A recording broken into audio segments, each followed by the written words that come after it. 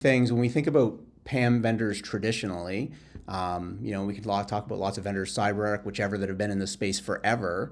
They classically would look at workload identities as a vaulting problem. You got to take the secret, I got to put it in the vault. The workload has to grab the secret out of the vault, use it. We rotate that from time to time. Life is good.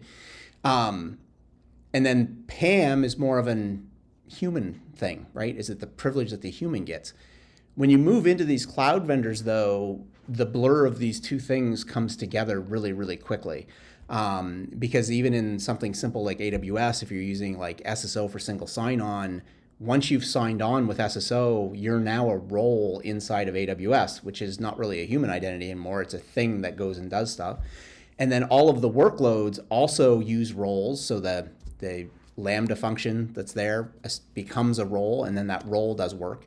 And then what really complicates things, the roles can become other roles through a role assumption, and the pattern goes on.